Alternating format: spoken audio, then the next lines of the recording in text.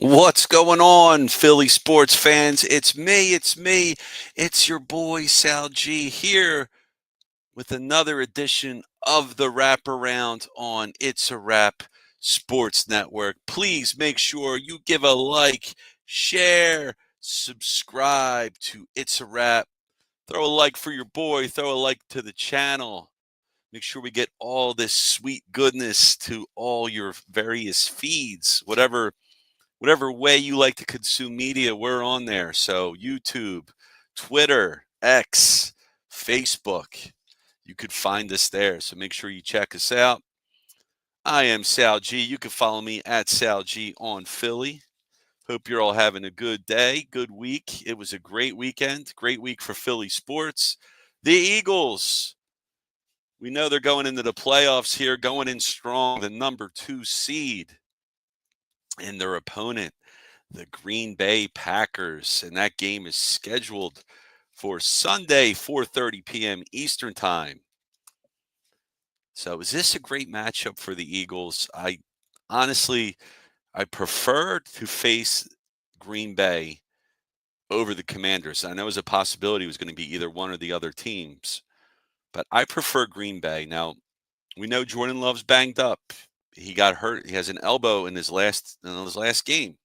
So we'll talk about this too, about playing guys in the last game of the season. Now, Green Bay needed to play, but you could see what happens. Guys get hurt all the time in football, especially, when the games matter. But Jordan Love gets hurt. He got an elbow injury. Christian Watson, who was the deep threat for Green Bay, their wide receiver, he is out for the season with a torn ACL. So that is a huge loss for Green Bay.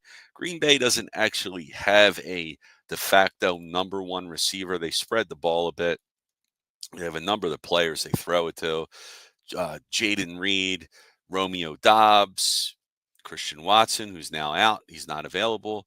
Um, Dontavian Wicks, Tucker Kraft, the tight end. And of course they have Josh Jacobs, who's an all-around good running back, can catch the ball, can do everything that you need him to. But with Jordan Love being a little, iffy. I mean, he's going to play, but if his elbow's not 100%, and I don't want Jordan Love to be hurt. I wish him all the best. But if we can play somebody when they're not 100%, it's a little bit of an advantage there. I still think it would be an advantage to play Green Bay over the Commanders, regardless of if Love was hurt or not. You do have Watson being hurt, but I think Green Bay is somewhat a fraudulent team. And I'm going to give you the numbers there to show that here. So the Packers are 1-5 in division play. That NFC North conference that they're in is pretty brutal. You have Minnesota in there. You have Minnesota Vikings. You have the Detroit Lions. So that is a tough division, but they're 1-5 in division play, even though that Green Bay is 11-6 overall. And a knock on Green Bay, I was saying they're fraudulent, is they can't beat any of the good teams. Green Bay struggles to beat the elite teams in the NFC. The Packers are 0-5 against the Vikings, Lions, and Eagles this year. 3 teams in the conference with 14-plus wins, and 3 of the 4 teams with a better record than them in the conference. So there's something to be said there. So there's no win that the Packers had this year that could convince me or anyone else that they can make a playoff run in the NFC, nor beat any of the elite teams in the conference. So we'll see what happens when Green Bay faces Philly, the Eagles. Oh, yeah, at the Link. That's not going to be an easy place for Jordan Love and company to come play. It's not Brazil. It's not neutral territory, even though that was considered a home game for the Eagles. Philadelphia is a different place to play. So good luck to Jordan Love and the Packers, because they're going to need it. I think the Eagles are going to win convincingly in this game. Convincingly, guys. I literally seriously think they could smash Green Bay this week. Jalen Hurts hasn't been cleared from the concussion protocol yet, but he did participate in the past walkthrough with the Eagles prior to yesterday's game. So all signs point to Jalen being uh, ready to play for the playoffs. He might not be cleared of concussion protocol yet, but if he's able to participate in a walkthrough, he's probably able to attend meetings and other things like that. He can't take contact yet, maybe, but he can do other things. And I feel he will be ready. Phil will be ready to play. And if he's not ready, my gosh, do we have a Tom Brady on the bench or what? Tanner McKee, guys. Tanner McKee. Sign him up for the Hall of Fame now. He gets my vote. I mean, we got Tanner McKee looking like Tom Brady out there. Barkley didn't play. A lot of the starters didn't play. Some of the starters had to play because, there's only so many positions there. Dallas Goedert was one of the starters. He just returned back from injury, but he got fed quite a bit in yesterday's game, and he looked pretty good. Now, he was going against he was going against the first team defense of the Giants, but that's pretty much a second team defense for anybody else in the league. But yeah, Goddard looked good. Barkley didn't play. And I know there was a lot of hullabaloo about whether or not Barkley should start. The fan in me wanted Barkley to play. I wanted them to beat the record. It was 101 yards away, But then as I was listening to other people talk and reading and just thinking about it myself in my head, sitting Barkley was the right decision because if you started Barkley, you also have to start that entire offensive line. That offensive line is a big reason why Barkley got over 2,000 yards to begin with. And Barkley, if he's just going to run behind the second string offensive line, it might not be that easy for him to get 101. I know what you're saying. He can get that in one quarter. Sure, he could. Or he can go into the fourth quarter with 60 something yards. And, the Giants stack 8-9 in the box against them. And now what? Now you're just going to keep feeding them and feeding them and feeding them, risk an injury. And it's not only Barkley that can get hurt. If you're starting the other offensive linemen, okay, say Barkley comes out unscathed. But what happens if Cam Jurgens gets hurt? What happens if Landon Dickerson gets hurt? What happens if Lane Johnson gets hurt? What happens if Jordan Mailata gets hurt? Jalen Hurts wasn't ready to come back, but what if he played too because he wanted to be a part of it? Then Devontae Smith and A.J. Brown want to be a part of it. And any other starter on the offense there. There's too much at stake. I know, there's talk, you can't have this mindset of going in there worried about a player getting injured. But look what happened. Week 18, Packers, they lost Christian Watson out for the year. That's week 18. Jordan Love got hurt. So it could happen. While it may be slim to none chance, it's not worth it. You brought Barkley in here not to break Eric Dickerson's record, but to help you win a Super Bowl. And if you're going to run Barkley into the ground, which I'm not opposed to doing, run him into the ground. If you can get that championship this year and for the remainder of his contract, Barkley stinks, I don't think any of us are going to care because you got that championship with Barkley as a centerpiece of the offense. And I think that's the most important thing, having him healthy, the offensive line healthy, other players healthy, and you want Jalen Hurts ready to lead this offense. You want him ready to go in there and kick some butt. And I just don't think it's a good look or a smart move if you go ahead and risk injury to either Barkley or anybody else on that offense just to try and chase a record that you may or may not get. You might get it, you might not. And if we don't win the Super Bowl, in hindsight, we're going to say, well, we could have won for the record. At least we would have had that. And I couldn't disagree with you then at that point, but we're at hindsight. Right now, the mission is to win a Super Bowl. I'm putting mad dots on my paper right now. The mission is to win a Super Bowl, and I want to do it with Saquon Barkley leading the helm. I don't want him to have a flat tire going into the playoffs. I want him to be cool. He had a career high in carries. 350, something like that? That's a lot. Now he's going to be fed a ton more in the playoffs. I want him ready. I want him cool. I want him healthy. Let's look at some of these comments here. Got a lot to go through. My man Steve in the house, bricked up for the Birds. There you go. Steve Watson is the most talented wide receiver on that team.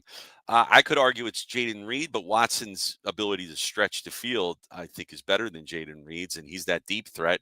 And if you take that away, that's an element of the Packers game that's now gone. I mean, they don't have deep play. They don't have players that could just go out there. Jaden Reed's like a gadget type guy. I think he's got talent, but I think for what they do with him, but now Jaden Reed's going to be the number one on the team, or the biggest threat next to Josh Jacobs. Steve saying if we lose this game, Sirianni should have his gambling record examined. Oh boy, I tell you what, man, Sirianni better not act tough. Better not act tough, man. Just win these games, and then you can act tough after winning. Minnesota's paper tiger. Detroit loses to LA Rams, NFCC versus the Rams. The Rams scare you. Okay, Steve. Yeah, after the Minnesota got destroyed by Detroit last night, I don't know if I'm as scared as Minnesota either, but they are a pretty good team at their home stadium. They're not going to have home field advantage now, though. They did not win the division. So the Rams, the Rams have some weapons. You can never count Matt Stafford out. But Cooper Kupp, though, I feel like he's trending downwards. They got a stud receiver in Puka Nacua. That's no doubt about it. He's the new heir apparent in LA. He's the new favorite shiny toy for Matt Stafford. Having Cooper Kupp as your number 2 isn't so bad.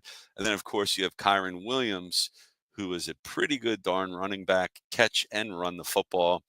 They have some weapons. I don't know that they have a defense, though, Steve. I don't know if I'm worried about that D. But yeah, they could put up some points. All that one seed worry goes down the tube.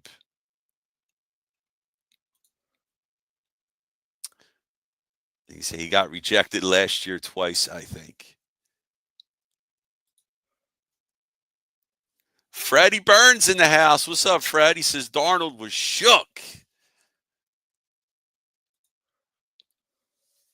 All right, Steve. Rams took Detroit to overtime, beat Buffalo, Minnesota. I mean, they're not easy matchups. Well, you just said Minnesota's paper tiger. Detroit. I'm not scared of anybody in the NFC. I don't know. Am I crazy? I mean, Detroit's the best of the bunch. But I put the Eagles right up there with Detroit. Mm. Their bad losses were without Kupp and Puka and some offensive linemen. Okay. But, man, that defense, though, I mean, they got some good players on defense. They have Jared Verse, who's probably going to win Defensive Rookie of the Year. But I don't, I feel like I was going to say St. Louis. That's not true anymore. LA Rams, I mean, I just don't think they got their offense. Ooh, Verse put my lotto on his ass. Okay. All right. Well, Steve. All right. So I got Steve down for being scared of the Rams. If there's any team in NFC for me, it's just the Detroit, and I feel like that's who we're destined to meet in the NFC game there, NFC conference game championship. But let's get into week 18 here. I mean, it wasn't it might have been a glorified preseason game, but we had some action there. I mean, you had Tanner Big Hands McKee as opposed to Little Hands. Little Hands. Oh, Christ. What the hell's his name? I was Sam Bradford. Oh, the guy from Pittsburgh. I can't even remember his name right now. But anyway, forget about that guy. He's going to get traded next year. Tanner McKee's your backup. Originally I said yesterday on yesterday's postgame show that Tanner McKee and the other backup are going to be free agents, but it's not true. They still have another year under their contract. So 2025 will be when they'll be free agents. Tanner McKee is our backup. Mark that down. The other guy is going to get traded. I don't know why I'm blanking on his name. I don't know why I'm blanking on him, but you guys know who I'm talking about. Small Hands. Small Hands is not going to be the backup. He'll probably get traded for a bag of peanuts, but that's cool. We'll take that. All right, man. Oh, I'm just knocking everything off here in my office. Yeah, man. Getting hot in here. The Eagles are making me hot, baby. Woo! Let's go. Let's go. No one likes us. We don't care. Let's go. But Tanner McKee, right? The next backup to Jalen Hurts looks like a solid player, man. I mean, he put up some numbers in the game. I mean, he looks strong. 27 for 41, 269 through the air, 2 touchdowns. That's pretty darn good, man. I mean, those passing numbers there, Jalen Hurts hasn't gotten them in a good while. It feels like.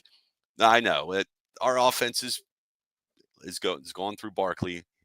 He's our horse, but Tanner McKee in this game, the Eagles couldn't really run the football, so they had to throw it. Will Shipley was your rushing leader with 10 carries for 32 yards. So, if Barkley was running behind the second string offensive line, it could be similar numbers there. Kenny Gainwell was 11 carries for 14 yards. But Jahan Dotson, my Penn State man, 7 receptions for 94 yards on 11 targets. That was the game of the year for him. Where have you been all year, Jahan Dotson? All right, there you are. You showed up. You showed up yesterday. Dallas Goedert, he was getting a lot of work in early. It was his first game back in a while from injury. So he was getting fed early and often. 4 catches for 55 yards on 6 targets for Dallas Goedert. Will Shipley had himself some catches too. He got 4 balls for 35 yards. And Aeneas Smith caught his first career touchdown. 4 catches, 35 yards. There's a milestone there in his first career touchdown. Well done, young man. Johnny Wilson got on the action. How about this? E.J. Jenkins with his first career catch. It also happened to be his first career touchdown. 1 catch, 7 yards for E.J. Jenkins. So, good job, guys. I mean, they won 20-13. Second string Eagles versus first string Giants, who are essentially a second string team. Finished the season at 3-13. That is pretty bad. No, they finished, I'm sorry, 3-14, giving them the most single season losses in franchise history. That's the New York Giants. And for all you Eagles fans out there, Brian Daboll has got the vote of confidence from the owner. He will return next year, so we get to face another Brian Daboll led team next year. So if you're a Giants fan, sorry guys, but it might not be your year next year. But who knows? Who knows? Maybe they reverse course and they end up deciding to fire Daboll, because who's getting interviewed for jobs right now? It's offensive coordinator Kellen Moore. That's right. The Saints have requested an interview with Moore for the job. So I guess that means they fired their coach. I don't know why I felt like I missed that. When did they fire they must have fired their coach earlier on, because I'm trying to think of, it's Black Monday, right, in the NFL. So you had our old friend Dougie P from the Jacksonville Jaguars get canned. And then you just had, who else got fired? Oh, Jared Mayo got let go after yesterday's game. The Patriots won the game. And I think that them winning that game took them out of the running for the number 1 overall pick. And I got a feeling Bob Kraft was a little bit mad about that. So he couldn't enjoy that mac and cheese, man, last night. So Jared Mayo got fired. But Kellen Moore now is getting interviewed. It's kind of weird to me that I don't know why they do this in the NFL. Like, you're still part of the team, Kellen Moore is, right? So your focus should be on the Eagles and getting ready for the playoffs and having this matchup with Green Bay. But if you're going on these interviews now, I feel like it was the same story when Jonathan Gannon was getting interviewed and he ultimately signed with Arizona. Gannon was going around towns, doing the interview circuit and all that. But we were in the playoffs. We were getting ready to play. I don't know if a similar thing happened with Shane Steichen before he went to the Colts. But I think like everybody should be interviewed after. I don't think any interview should happen with teams from players, coaches, with coaches that are currently still playing in the playoffs. I don't think you should mess with them. I mean, in a way, that's tampering to me. You shouldn't talk to them. Now, maybe the Eagles can deny the request and say, "Hey, not right now. Can you wait till the season's over, or can you at least wait till Monday? Maybe book the interview Monday." I don't know. I don't know how they work that out, but I think it's messed up if Kellen Moore goes on interviews now, between now and the game against the Packers. Hopefully they don't do that, but so Kellen Moore's got a chance there to leave us after one season, just 1 year, but he looked pretty good with this offense, Saquon Barkley and all that. He's going to have a chance, and we know as long as this Philly offense continues to do well and the team continues to win, he's probably going to get coaching opportunities, if not this year, next year as well. And you wonder with Vic Fangio too.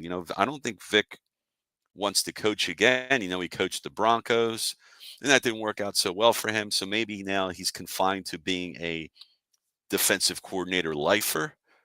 But what if he wants it again? What if there's a chance for him to make a nice, really big paycheck one last time, cash in, and get paid big time money to be a head coach? I know. Maybe the Eagles will just say, "Hey, Vic, whatever you want, man. Just like Jim Johnson, man. Just, hey, Jim." Jim Johnson never wanted to be a head coach. Or maybe he did, but he just never had the opportunities, which is surprising because he was such a good defensive coordinator. But if I don't want to lose Vic Fangio, I mean, I think we could deal with losing Kellen Moore, but I don't want to lose Vic because he was able to turn this defense from last to first in 1 year. And I don't want that messed up, man. All right.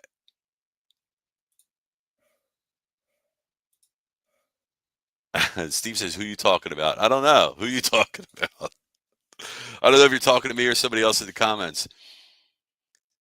There we go. It's a Rap Sports Network, man. You're behind the eight ball, man. I just reported this news. Breaking news: New Orleans Saints have requested permission to interview Kellen Moore for the head coach position. I didn't see this comment till after I spoke, but there you go. It's a Wrap confirms what I just said. We don't want to lose him. Eagles most passing yards in the first half all season with Tanner McKee, says Freddie Burns. There you go. Tanner McKee, the next Tom Brady. You heard it here first. Super Bowl all the way. The whole league. The whole league will try to poach our staff. Yeah, and that's what teams do, right? Good teams get the fruit picked off them, right? And then that's it. But you got to rebuild. Pats won with overthrow Joe. The Pats are going to sign. Pats are going to sign Mike Vrabel, I think. Damn, it's just Rap Sports Network with another news blast. Breaking news: Howie Roseman is a fraud. I can't say that. I can't say that.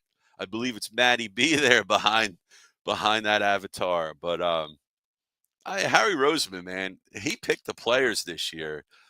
This defense, come on, Quinyon Mitchell, Brian Chalkins. I'm forgetting his real name. My lord, Cooper DeJean, Jalix Hunt. We got some players, man. That's Howie Roseman, man. Come on. Adam checking in saying, "What's up, my man Sal? What's going on, Adam? How you doing, brother?" We got another breaking news report from It's a Rap Sports Network. It says, breaking news: the Eagles didn't run Moore's entire playbook because the quarterback couldn't figure out what did Kellen Moore really do. I don't know. I don't know how to respond to that. Yeah, Freddie saying, "Yeah, Vic is older too, like JJ agreed." Yeah, we can't lose him, man. Can't lose Vic Fangio. That's it. That's it. Keep Tanner McKee and get rid of small hands. Kenny Pickett. Pickett, Pickett, Pickett. That's right, man. I just got to think DJ and I remember Pickett. Fred Burns. Oh, man. Matty B still on that hill. Yeah, the Matty B will die on the Howie Roseman Hill. Breaking news: Matty following the Howard E playbook. Speaking of, if we're talking about Howard Eskin, man, check this out, guys. Tonight on It's a Rap Network, on Matty B's show, 9 p.m. Eastern. Matty B's going to have Howard Eskin. That's right. Howard Eskin will be on 9 p.m. Eastern. Check it out. I want to be. I want to. That's like a mirror talking to me. It's like talking to a mirror. I can't wait to see that battle go between Howard and Matty. Man, that's going to be nice. Spot on Nooms with the Howard E and Matty B comp. No, I'm not. Ha ha ha. Oh boy.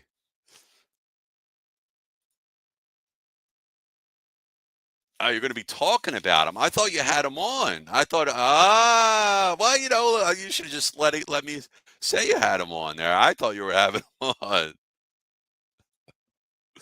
You're going to be talking about him. All right. I'll still listen anyway, but I think from what it seemed like to me, I thought you had him on there, Matty B. I'm going to say you're having him on, and if we're wrong, just blame me. That'd be fun, man. That'd be fun. Either way, Matty Eskin. There you go. There it is. There it is. All right, nitwit. All right. But yeah, Tanner McKee, man. Look, that's our backup quarterback right now. Tanner McKee. We had some milestones in the game. You know what? I'll throw a milestone out there towards the Giants' way, man. I don't want the Giants fans out there to feel disappointed. Malik Neighbors, man, you got a real one there. That is a receiver. He broke the all-time record for receptions in a season for the Giants, beating out Steve Smith back from 2009. And this is a different Steve Smith, not Steve Smith on the NFL Network. This is a different, not as good Steve Smith. But he had like one good year, and that happened to be it. But yeah, man, we're talking about the Eagles playing the Packers. And for me, Packers are fraudulent. And I mentioned that. Now there's going to be the excuse emporium will be open 24 hours a day, 7 days a week. If by chance the Eagles lose and the Packers upset, a lot of questions. They're going to say, is Jalen Hurts okay? Was there something wrong with him? Was it because of rust? Is it because you bench guys? I don't know. But Excuse Emporium will be open up and it'll be BOGO all throughout that store. I bet you. I bet you it will. New fun stat about the Eagles: offensive points per game in the first quarter. Eagles were 25th in the NFL, 3.2 points in the first quarter, and 21st on offensive yards in the first quarter, 70.8. But since week 14, they were first in offensive points per game with 7.6. And, if there's any indication of that, the slow start appears to be a narrative of the past. So we'll see. Maybe that first quarter nonsense is swept under the rug and the Eagles just go in and just on Sunday and just wreck the Packers starting at the opening whistle there. So, and the schedule of opponents came out for the Eagles. I know it's not too early to talk about next year because we have draft stuff too to talk about and all that. But here are the opponents for the Eagles right now. The Eagles get to play at home the Giants, the Cowboys, the Commanders, the Lions, the Bears, oh my, the Rams, the Broncos, the Raiders.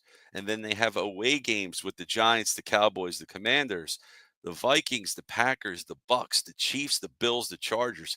That's a pretty tough schedule, man. That is not light at all. Whew. I see 1, 2, 3, 4, 5, 6, 7, 8,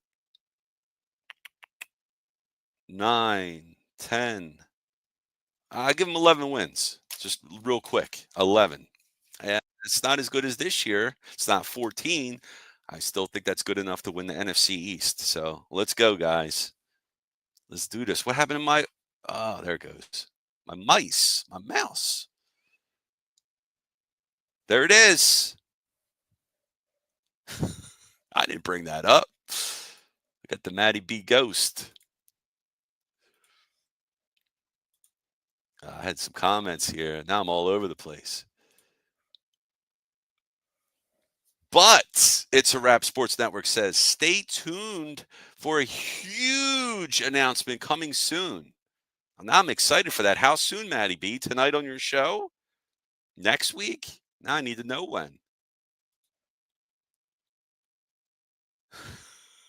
How many? Steve saying, how many minutes did Maddie rent in the cousin's head this week? A lot. A lot, guys. Do I think Eric Allen will make it to the Hall of Fame this year? Ooh. I got to be honest, man. I know Eric Allen was a stud player, man, but I don't remember much of him. He's like a little before my time. I was a youngster. Could he make it this year? Is this his first year being on the ballot? Noom, Steve says, which hour are the second round excuses being sold? Right around right around the corner from Know Your Rule Boulevard and Jaboni Drive. Look at your graphics. The schedule is there. I know. I already saw it. I got you. I got you, Maddie. Adam saying Sixers beating the Suns 21-13 early in the game. Wow, that's surprising. And that's going to transition us. We'll be getting into that. 2025 Bird schedule is It's a Wrap must. There you go. Just talking about it. His first year. Okay, there you go. So maybe he won't get in his first year, but maybe he'll eventually get in. All right, I'm going to get into the Sixers here. Before I do that, real quick, shout out to Penn State. That's my alma mater, man. The State Penn in the house. Can they win their first national title since 1986?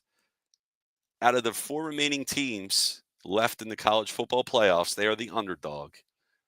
They're playing the Orange Bowl. They're playing against Notre Dame, who are ranked number 5, but even though Penn State's number 4, they're still the underdog. I think that's -2 for Notre Dame. So they get to play the Fighting Irish, which maybe I'm a little bit confused about my Notre Dame history. But Notre Dame's French, right? So how are they the Fighting Irish? I don't know. But this is the battle of two independents. The two independent teams. Notre Dame's still independent. Of course, Penn State been in the Big Ten for a while now, but Orange Bowl, man, it's exciting, man. Penn State's got a chance win that first title. I was a little one when they won their last one, and didn't know I was going to Penn State, so I wasn't really following it. So, but man, I hope they could do it, man. I'm excited.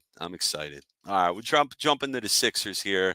Adam brought it up. Sixers beating the Suns 21-13 early in the game. But that is correct. There is no Embiid tonight. So what we thought was a nothing thing with that foot sprain apparently is a little something when we're talking about Joel Embiid. He's out tonight. And also he's got the sinus fracture where he's still got to rock the Phantom of the Opera mask. But to me, that mask adds a lot of personality. I think he should wear it the rest of the year, regardless of having the facial fractures or not. I mean, didn't Rip Hamilton, didn't he always wear the mask, even though he didn't need to wear it anymore? It was like his thing. So I think Joel should do that. I love it. I love the mask. But Sixers 2-2 over the past week. And Sixers still 14-19. Mentioned Embiid's out tonight. Also, Kyle Lowry's out tonight. Not like that matters. He hasn't done squat. Andre Drummond's also out. So that means Yabusele's got to play a lot of minutes tonight at center because we don't have anybody else playing center. So, but, even though the Sixers had a rough week, 2-2, they have won 11 of their last 16 games. Been 11-5, 4-2 on the road trip. They're back at home tonight. The Suns on paper look like they should have a good team, but they don't. I don't know why. They're ass right now. Straight up ass, guys. Why is that? I have no idea. Trying to pull it up. I didn't look at their score. Anyway, they have a losing record, but the Suns are currently 1-7 in their last 8 games, 3-10 since December 7th.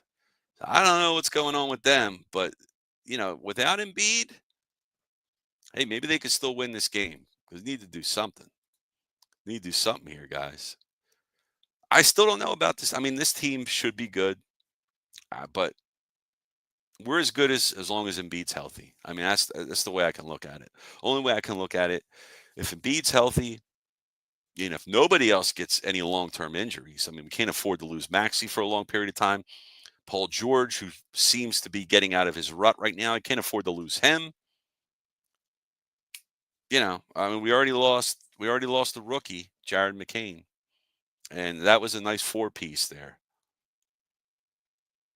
But man, we can't lose anybody else.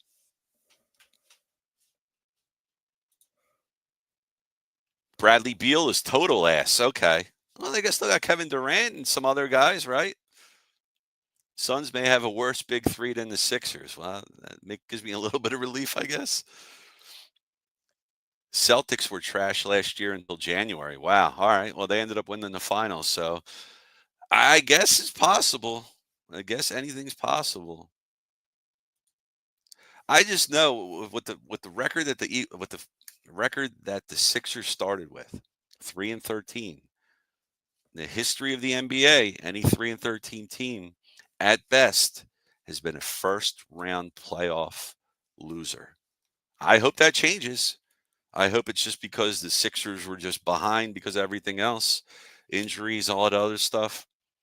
But man, they still need to add something, right? Because I mean, we have a deep bench, man, but is it a good bench? I don't know.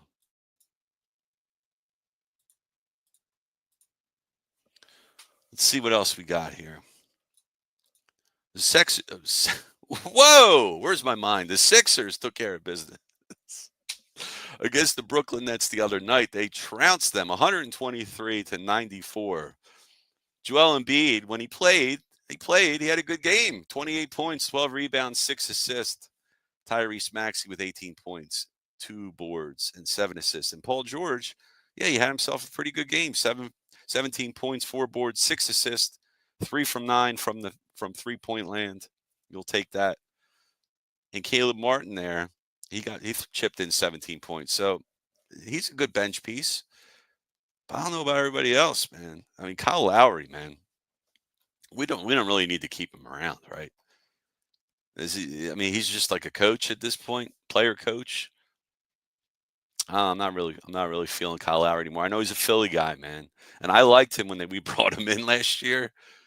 But man, I mean, you talk about a guy that fell off. He played 24 minutes, and all he got was 5 points. Jeez, man. I mean, Maxi's going to need some help, guys. It can't be the Maxi show all the time, man. You need to do something for that backcourt. Take care of business. All right, so let's see if the Sixers can take care of business tonight against the Suns.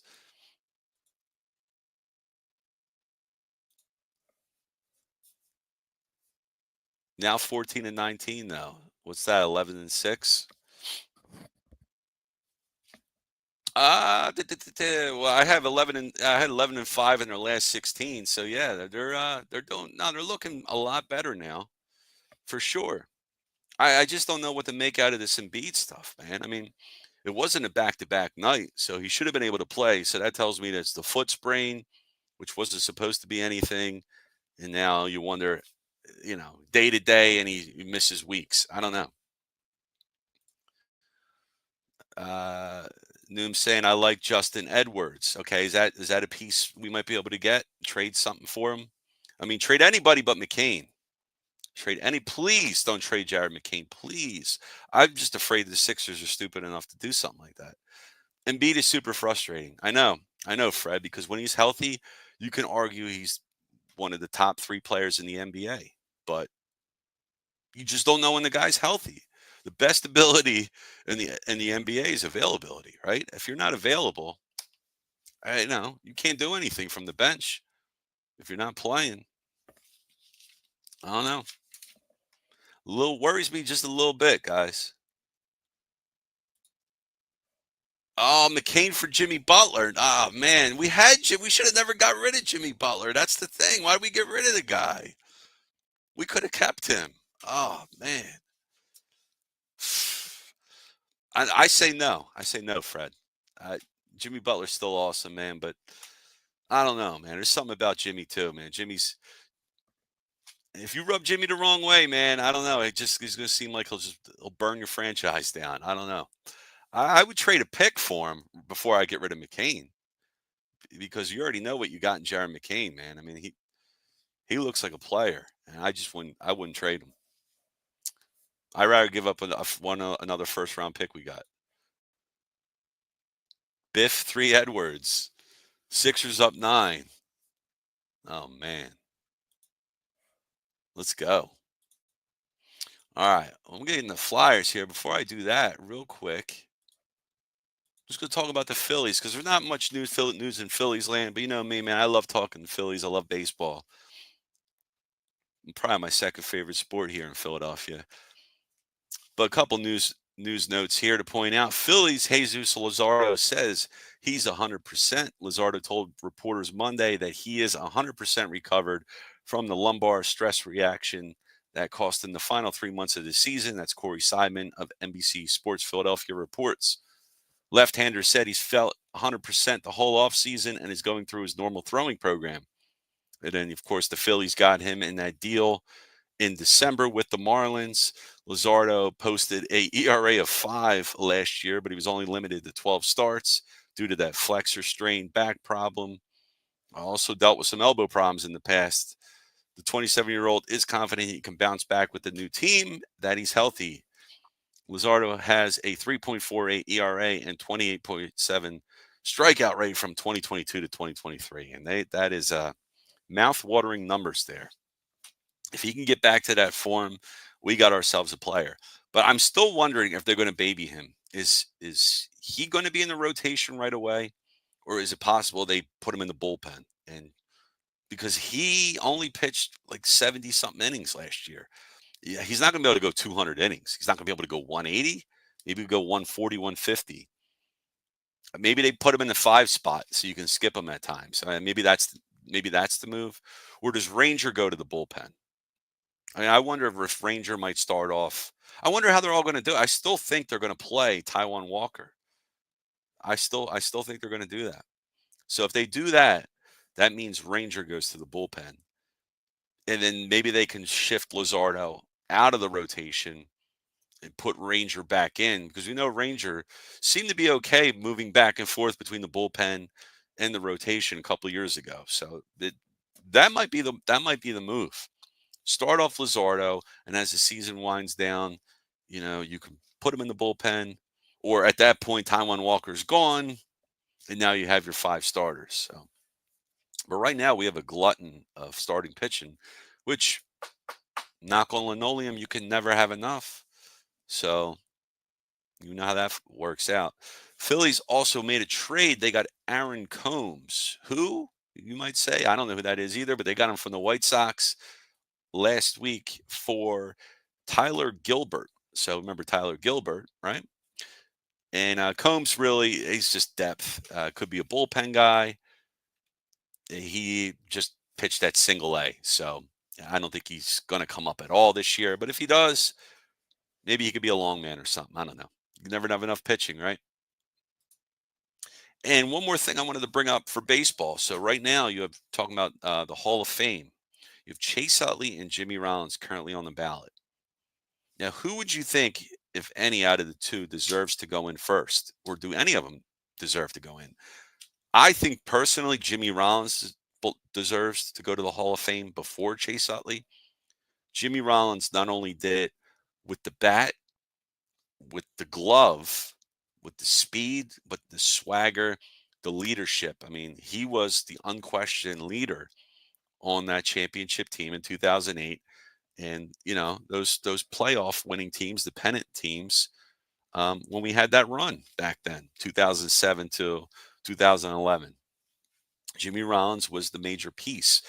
I put all of that above what Chase Utley did with his bat, which was basically 5 years. Now there were 5 great seasons, no doubt about it. But Jimmy Rollins, I think, if you not only look at the offensive numbers, but his defense and the intangible leadership skills, which that excuse me, that does matter in the Hall of Fame. It's not just offensive numbers. They do look at defense.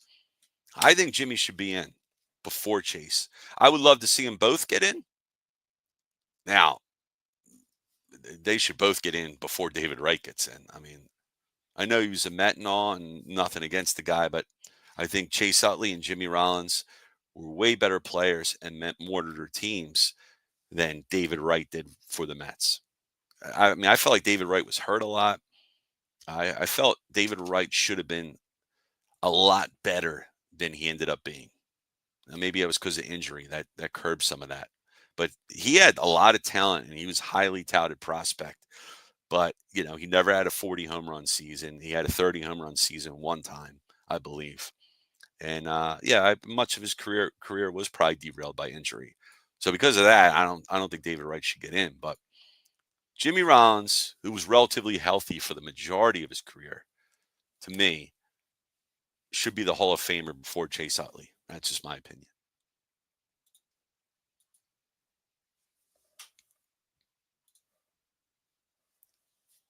Noom saying this Flyers roster future is totally absent. We'll be getting into that, man. We'll be getting into that.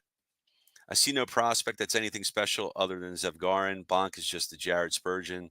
Maybe Denver Barkley is okay, but I'm sick of zero impact players. I know, Steve. We have a lot of low end second and third and fourth line guys, and they are hockey players, but you got guys shoved into your first and second line that don't belong there.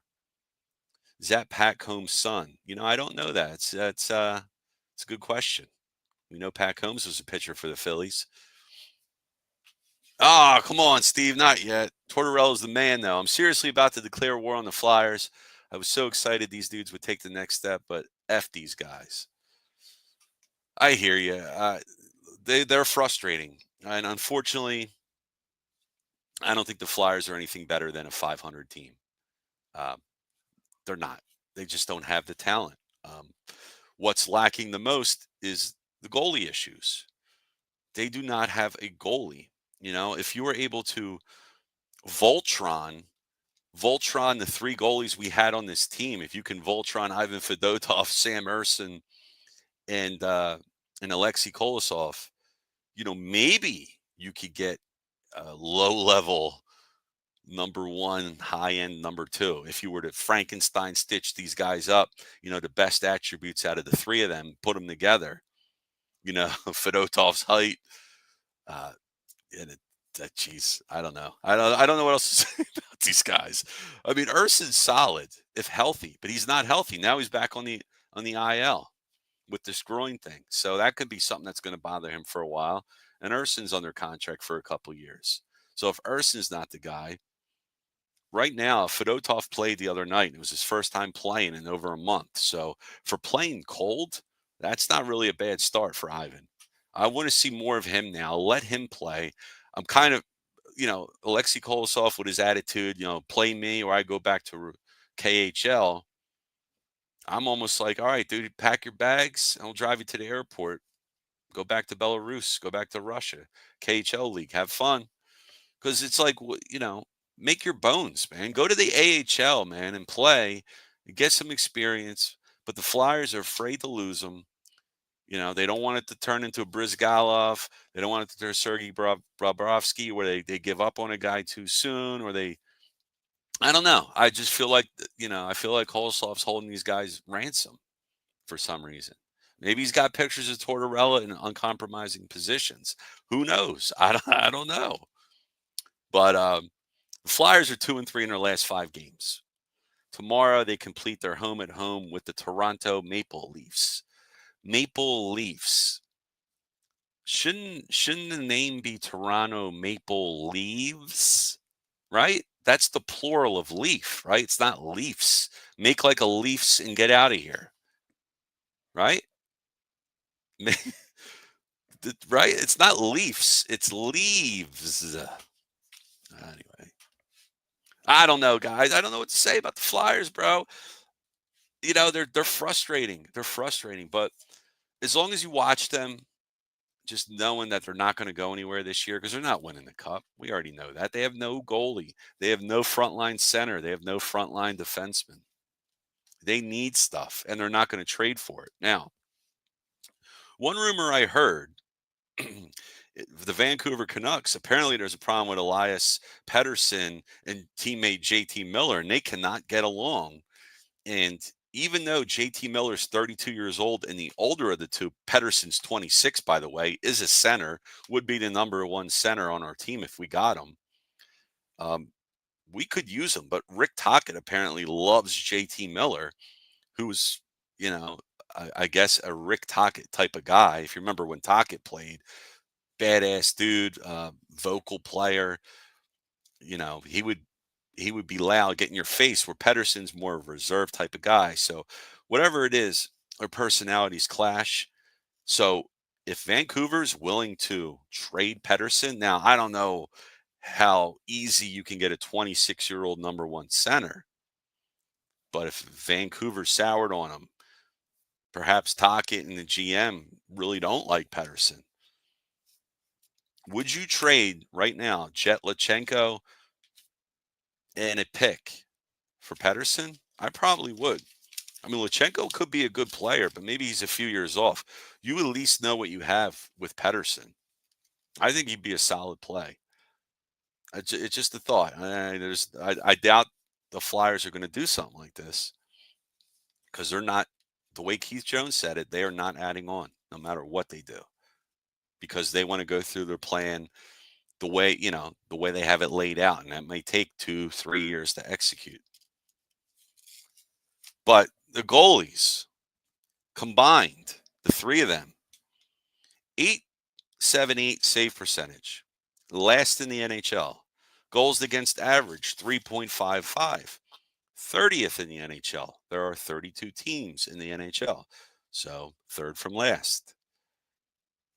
Some good things to take away. Tyson Forrester has 6 goals in his last 8 games, so Forrester has been much maligned over the past year, is finally starting to show something. I mean, the Flyers, they talk about not wanting to move him at all because they see him as part of their future. So if that's something there, if Tyson could pick up his game, maybe there's something there. But this line with Noah Cates, Forrester, and Bobby Blake, I mean, it looks great. And they're third, fourth third, fourth line guys. But the way they're playing, they're playing like they're playing with cohesion. They're playing like a unit. It's what you want to see out of the other lines. Scott Lawton has 6 goals and 6 assists in his last 11 games, so he's playing well. Now's a good time to probably trade Scott Lawton. His value's never been higher, right? The power play, still trash. Starting to get a little bit better, but it's been terrible for like 4 years now. So, it's stuff like that I see. That I just don't know. They just don't have the guys to do anything. Not this year. I wouldn't trade Michkov. I wouldn't.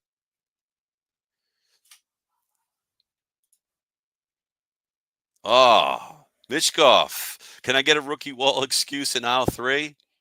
Yeah, it's buy one, get 2 free for that excuse. Michkov is hitting a rookie wall. It is the most games he's probably played. They didn't play that many games in Russia, the KHL. So, yeah, it is more games than he's ever played before. Yeah, lack of future this team has too. I mean, I don't know what the future holds. I mean, we do know they have a lot of picks. They have a lot of picks in next year's draft. And I had it written down, and I don't know. I erased all that crap because I'm an idiot. I had the picks that they had. Ah, Lord. Well, they had picks. I know they have a number of first round picks and a number of second round picks in next year's draft. So aside from their own, I believe they have 2 firsts. So that's something. Sixers game is 35-29 with 4 minutes left in the half. Both these teams are a-hole. Is it the Sixers winning at least? 2 teams on a road to nowhere. Oh, man. Bobby Brink is another one. Can we have another non-impact player, please? We'll throw him in an aisle, too, there. Blue light special, Bobby Brink. Fletch and Viggs screwed this team hard. There you go. Oh, man, what are you going to do, guys? It's Philly sports for you. We live and die with these teams. But, man, we got a good week coming up. We got the Eagles in the playoffs. They should beat the Packers. Penn State should beat Notre Dame. Maybe not should, but I would like them to win. But we'll see what happens. Let's see. Let's bring it up here. Make sure you check the Birds Flyby. That's going to be our Eagles postgame show, the NFL Wild Card matchup, right after the game, right here on It's a Wrap Network. And our Clear the Ice lineup. I'm on the bump tomorrow against the Toronto Maple Leafs. And then I'll be going again Thursday against the Dallas Stars.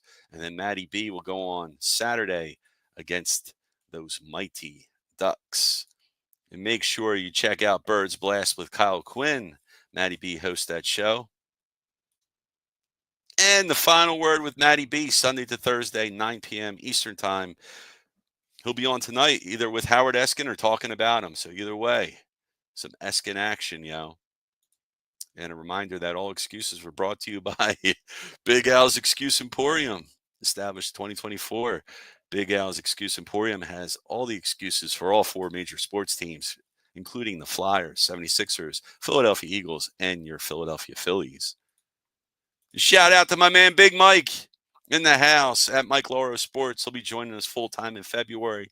Make sure you check this out. Check him out with us. All right, guys, I'm about to wrap up. If you haven't already, throw up a like for your boy. Throw up a like for It's a Wrap Sports Network. Share and subscribe so we can get this hotness out to you and yours. I'm SalG, everyone. Follow me at SalG Philly. Talk to you next time. Take care, everyone. Peace. I've